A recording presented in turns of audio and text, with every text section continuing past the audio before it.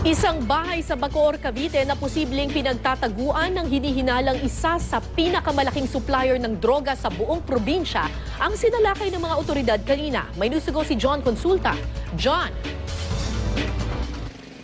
Kara, armado na search warrant at matataas na kalibre ng baril, sinalakay ng may 100 tauhan ng Cavite Provincial Police Office, Cavite Intel at Cavite SWAT.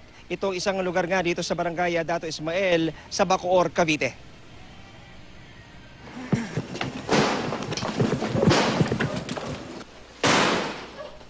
Nang marating ang target area, agad ginamit ng mga pulis ang kanilang battering ram para gibain ang gate ng bahay habang nakatutok sa loob ng bahay ang ibang tauhan ng SWAT para puntiryahin ang sinumang lalaban ng sabayan sa assault team.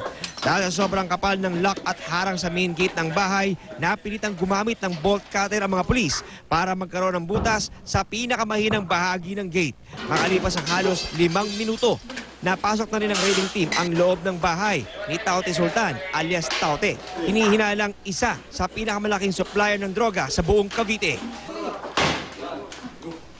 Sa likod ng kanyang bahay, nakita ang sambutas sa kisame na hinihinalang dinaanan ng mga sospek para makatakas sa raiding team.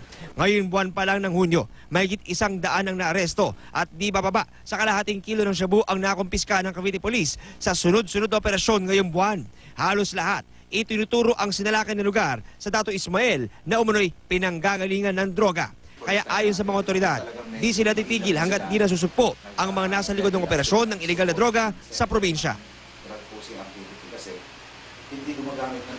Sa ngayon, Kara, ipatuloy pa rin ang sinasagawang follow-up operation ng mga tauhan ng Cavite Police para matukoy nga itong lokasyon ng kanilang hinahanap ng mga suspect dito sa Bacoor, Cavite. Yan muna latest mula pa rin dito sa Cavite. Balik sa iyo, Kara. Maraming salamat, John Consulta.